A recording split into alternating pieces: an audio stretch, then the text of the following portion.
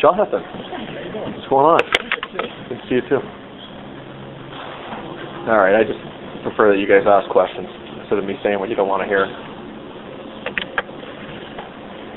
Well, were there any surprises? No, I think you know, it did take us a little bit of time to adjust to the ice surface and the tempo of the game, and you know, the first period was a little bit scrambly at times.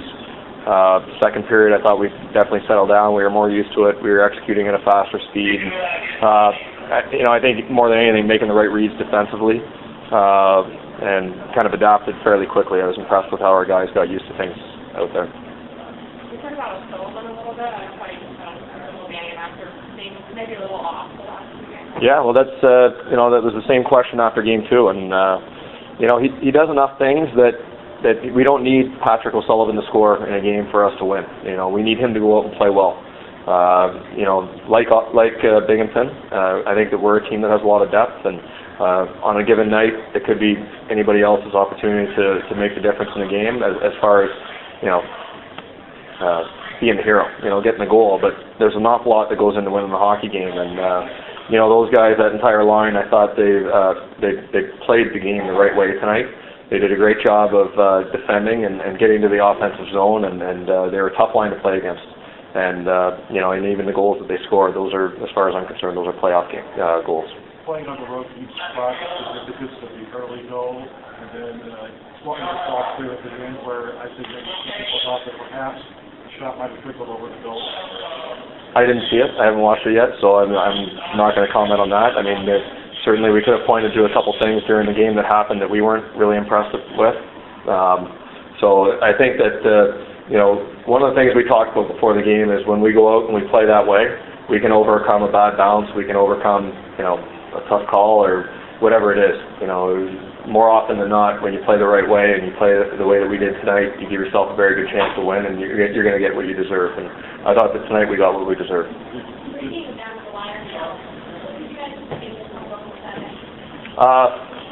Yeah, I mean, I'm certainly not going to look past the next game, and I think that if we start looking past this game and start thinking about what's coming at the end, then we're giving ourselves a better chance of going 7.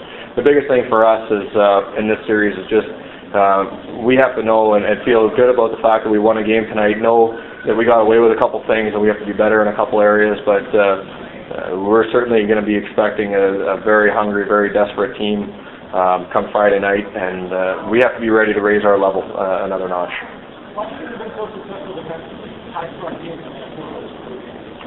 Well, that's, you know, we're comfortable playing in those games. We've made a habit out of making things difficult on ourselves. You know, I think in the entire playoffs, I think we've won 2 games by more than 2 goals. You know, and you know, we're a team that does it by committee, and you know, it's obviously a lot of guys in the room take pride in you know, scoring goals and doing things where you're going to get noticed, you're going to show up in the score sheet. But you know, when you hear guys cheering each other on the bench for a block shot, or you know, just whatever the detail or the play calls for, you know, you notice the guys are taking notice of that, and then they want to go out and they want to make those plays. They want to make the difference. So I think it's just more of a team commitment than a team pride thing. You talked after the game to them, defined the game.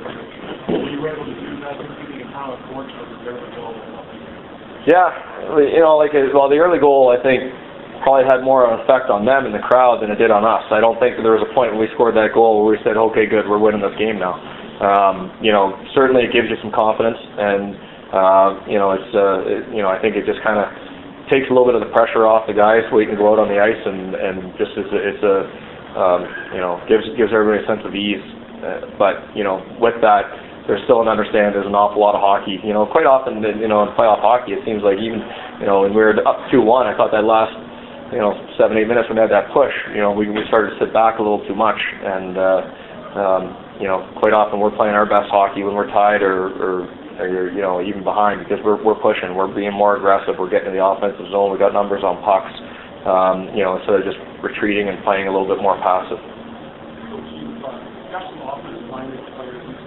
That have been goal scorers, and but for some reason they play defensive line. Is that the mindset that you and coaches have put on the team? It's doing what it takes to win, you know, and you know, I think that, and Binghamton is the same way. They got some offensive guys, and those guys, even if they don't contribute, they're playing their system very well. I mean, they're not giving us a lot as well. The difference was 1 goal tonight, and they only allowed 2 for us. So they're doing a great job as well, and that's just what playoff hockey is, and that's what we expected from them. It's about raising your game, and as an individual, one way to raise your game is do what you do, but find a little bit more, another level to bring, and quite often for a skill guy maybe is playing a little bit harder, a little bit more physical, or paying a little bit more attention to the defensive part of the game. What do you tell the players who are coming through who hadn't played here? You're obviously familiar with this rink, coaching in Wilkes-Barre. What do you tell them? Well, we had the opportunity to practice here yesterday, which helped. And, even through the course of the game, there was a couple things that I remembered about playing the game. And again, I thought we adjusted well, as far as making sure that we're on the inside, playing on the inside. I thought in the first period we got caught on the outside a couple times. A couple things didn't connect, but certainly if they would have, then we would have been in a vulnerable position. But, more than anything else, it's just, I think it's just the players have to go out and experience it. They have to understand that you have to make the first play.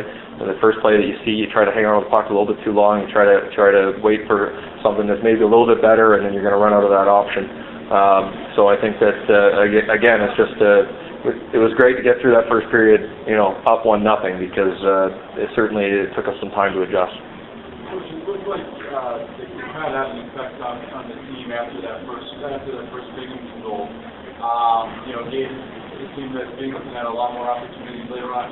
And the players are exiting the ice. There's a lot of things going at the team and everything. What kind of effect do you think that will have on the players? I don't think it'll have any effect. I think that our players, we talk a lot about our focus, and I have to disagree with you that the crowd had an effect on our team. I think it had an effect on their team. I think that as much as the crowd was great tonight, and they were boisterous, and they were intense, and they were loud. It was a great atmosphere. I think that the credit goes to Binghamton. They had a push, and they came at us, and they started to really get to their game. So I don't think the crowd affected us as much as it did Binghamton. And as far as we go, it's just about the next game. We preach that it's about the next play, it's about the next shift, and right now it's about the next game. Slow down and take the team that 4 games in the last 2 series, put 21 goals. This series, it seems like both teams are struggling to put one in the net. What is it about your game plan you think that's so successful against a team like Binghamton? Well, I mean, we've been successful so far, and to sit here and say that we're going to be able to shut these guys down every day would be a foolish statement on my part. I mean, we've got our structured game that we stick to, and we've got a defensive commitment and defensive game plan that it doesn't matter if it's Binghamton or Hamilton or whoever that we play through the course of the year, we're going to play the same way. But again, this is a team, I think more than anything else, we have an awful lot of respect for, as far as their skill, as far as their ability to counter and their ability to create off your mistakes. So our guys are going into these games with a very strong focus on making sure that they don't make those mistakes and making sure that they're in the right position. So when this dangerous team does get those opportunities, we're in a position to defend.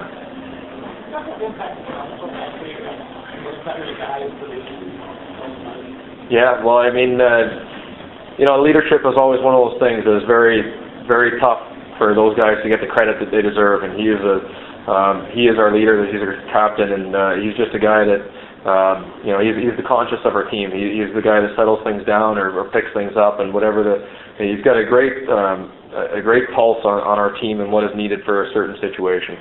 And you talk about guys that offensive guys or whatever they can bring to the table, but he's a guy that every time he steps on the ice, he's showing his teammates that he's here to win.